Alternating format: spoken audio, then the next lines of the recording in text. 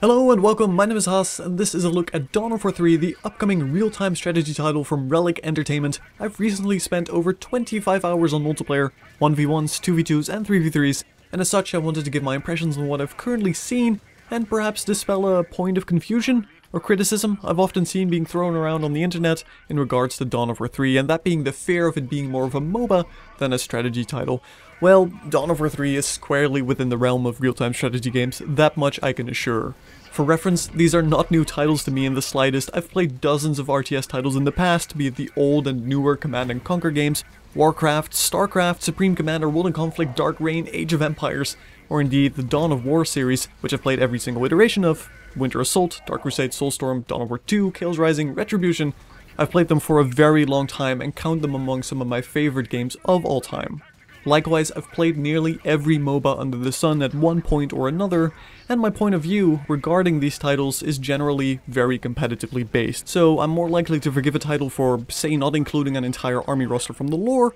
if that means the chosen army roster creates for a balanced and engaging experience with interesting build options and routes to outplay your opponent with.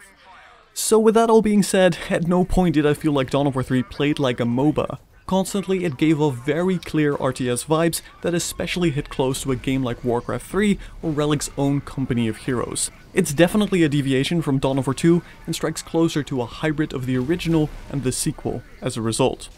And these 25 hours left me very positive, to be frank. But before I continue, what exactly is Dawn of War 3? Well, Dawn of War is a real-time strategy series set in the amazing, grimdark, and completely over-the-top Warhammer 40k universe in which you control one of multiple factions. In Dawn of War 3, this being the Orcs, Space Marines, or Eldar, and try to dominate your opponent through map control, as the main method of acquiring resources has always been point control based. Notably, Dawn of War 2 saw an expansion of the commander units that were present in the original, but were elevated to a very important role in the sequel, in which they also leveled up and gained gear. And Dawn of War 2 removed virtually all base building, with the exception of turret placements.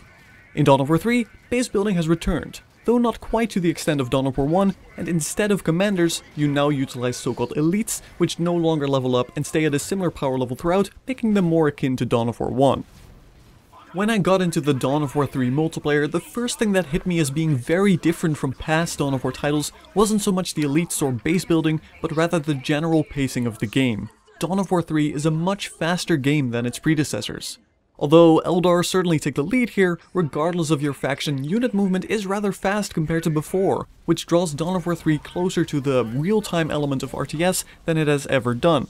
Fast-paced RTS games, of which Starcraft is a prime example, and Dawn of War 3 doesn't nearly hit this level of speed, but certainly is closer, rely a lot more on the real-time use of mechanics by the player, rather than purely strategic elements. Which is to say, it becomes very important to improve at both macro and micro. Ideally, you do these both at once. Whereas macro stands for the overall management of your economy, build placements and upgrades, micro is all about the fine control of units and ability management. And Dawn of War 3 forces a player who wants to be competitive to be good at both of these, a lot more than previous Dawn of War games have done. This is certainly going to scare off a few fans of older games. It is a daunting hurdle to get over when facing off against another player, and the Dawn of War series hasn't demanded this quite as much of the player as I believe Dawn of War 3 will ultimately do. But personally, I see this as a positive change, as I feel this creates for a more compelling player versus player experience in which you have a larger gradient of skill differences. It emphasizes the commander element of controlling multiple units at once to great effect while not falling behind on resource management and upgrades back in your base. It's difficult and you will make mistakes constantly,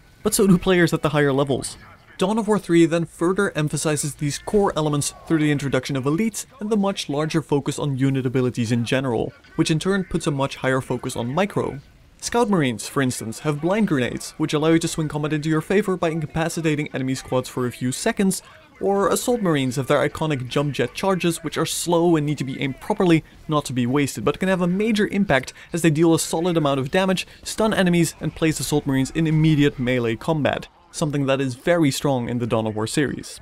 Elites then are hero units each equipped with a number of important and useful abilities. Before every match starts, you pick 3 of these in your loadout, in addition to a few passive traits for your entire army called doctrines. Elites are very strong and are summoned by expending a third resource called elite points that you gain every 120 seconds, or 90 if you control an elite node.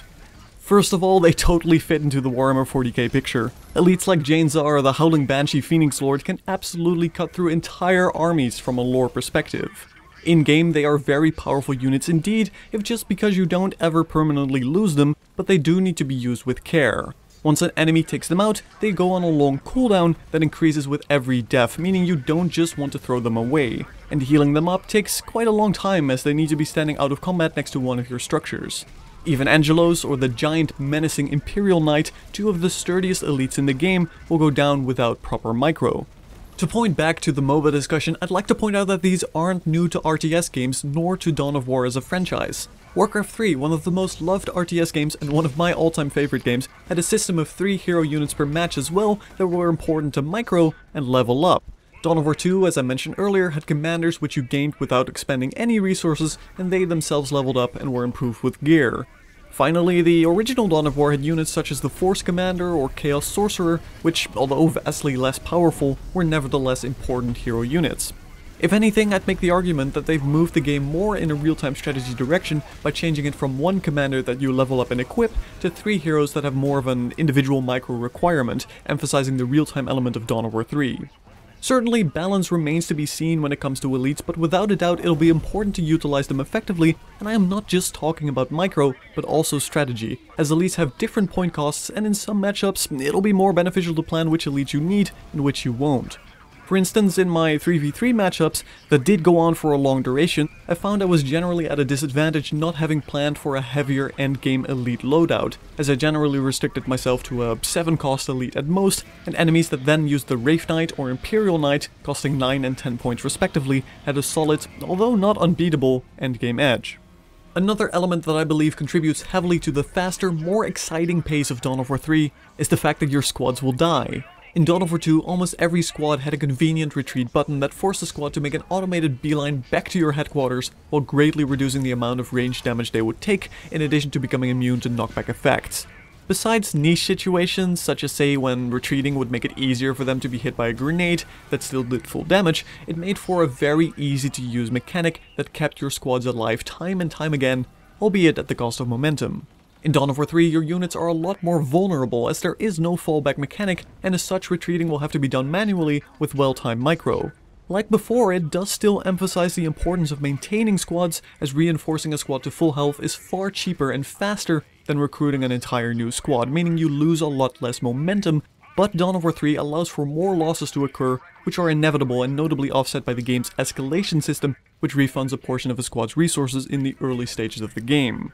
This is also where the game's reintroduced base building mostly comes into play, namely as forward reinforcement stations. There aren't a whole lot in Dawn of War 3, Space Marines merely have 4 buildings plus listening posts, or Eldar 5 plus listening posts for instance, but nevertheless it's a sufficient amount to plan out building locations in order to fortify map positions with, where you can heal up, reinforce, and more quickly build units from, in addition to creating build order diversity that requires planning of resources, for it's unlikely you will win a 1v1 match in which you spend the early game building both the tech required for Assault Marines and the tech required for Heavy Bolters. It forces players to find and optimize build orders they enjoy and think work, which I personally find an interesting element to consider in PvP games, regardless of how small it seemingly is in Dawn of War 3. And on the note of build diversity, I have already seen quite a number of different builds work. Space Marines seemed most rigid when it comes to 1v1, where I found the Death Watch Elite to be invaluable and Assault Marines to dominate a lot of scenarios, but nevertheless it's important to know how many Tactical Marines you need or can get away with making, or which upgrades you need after you see the unit focus of your enemy. Eldar then had a great deal of early game variety where I've had success with a Banshee focused army, a Ranger focused army, a mixed army, or in team mode skipping early domination altogether and rushing for the heavier Wraithguard and Wraithblade units. Whether it'll be enough remains to be seen of course, but for now I am definitely positive when it comes to this aspect of Dawn of War 3. Now the aspect that I found less entertaining were really few in number and generally boiled down to me questioning whether some mechanics were simply convoluted for convolution's sake rather than necessity. For instance, I do believe the elite system works well, but the conditions involved with their passive buffs seem rather specific and hard to keep track of. Angelos, for instance, makes it so that Dreadnoughts gain significant shields when they use their slam ability, but only if Angelos is on the field, and I'm not convinced this is a meaningful addition to complexity rather than just extra confusion for newer players. More globally, a real issue I can see this system having is how it plays into unlocking more doctrines, the passive loadout elements. After each match, your elites gain experience based on their performance, and at certain elite levels, they'll unlock a new passive and eventually unlock the ability to use this passive regardless of whether or not you use this elite in your loadout. The main problem here though is that because some elites are far more difficult to put into play due to their inherent resource cost, it'll end up making these very grindy to level up, and as such some really powerful passives might be locked away for a significant amount of time. For instance, in most 1v1s that I did, I essentially didn't gain any experience at all for my third expensive elite. Secondly, the UI could do with some improvements too, as currently it had no indicators for squad sizes, or indicators for unit upgrades that your opponent might have gained, which I feel is a level of information players should have clear access to in order to more properly counter enemies with, or in the former case, judge their squad's strength with. And finally, the game's victory conditions are something I'm not entirely behind as of yet either, and this brings me back to the whole MOBA debate, and where I really think the only point of legitimate comparison can be made. In Dawn of War 3, you no longer have a point victory, but rather have a replacement for the more common annihilation victory RTS games tend to have. However, instead of completely annihilating your opponent's base, you merely have to destroy your opponent's core, and have to do this in order, starting with a shield generator and followed by a tower until you can destroy said core. This clearly is an artificial way to lock out win conditions, and the main purpose of this victory condition is to allow for more comeback potential. If you do win a lot of early game skirmishes, you definitely gain momentum that you can now spend on more map control, but it's hard to immediately capitalize on this to guarantee a win, as the shield generator you have to blow up has a lot of health, and secondly, the tower more so than anything else is a real hurdle to get past and will likely end up severely eating into your army. This buys the opponent, who otherwise would be losing more, a lot of time to rebuild an army and get back into the fight.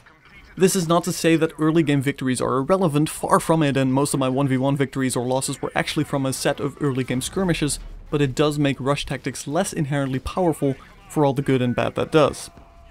Everything else though, I can pretty much get behind. The lack of cover system akin to Dawn of War 1 or Dawn of War 2 is something that I do miss but will gladly abandon in exchange for a faster, more engaging game pace. Notably, the hard cover mechanic in Dawn of War 3 is really a replacement for the garrison mechanic in Dawn of War 2 rather than a cover mechanic, and functions very similar as garrison units, with the main difference being that melee counters it whereas grenades do not.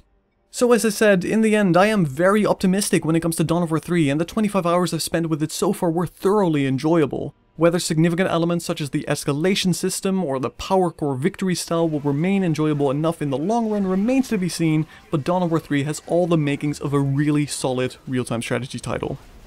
Why MOBA elements would even inherently be a bad thing is beyond me to begin with, but for those that were afraid they would not get a proper RTS experience, I am confident you need not worry. If you enjoy commanding relatively large armies of units, and on that note, even though there is an upkeep system, I hardly ever felt constricted by the population cap,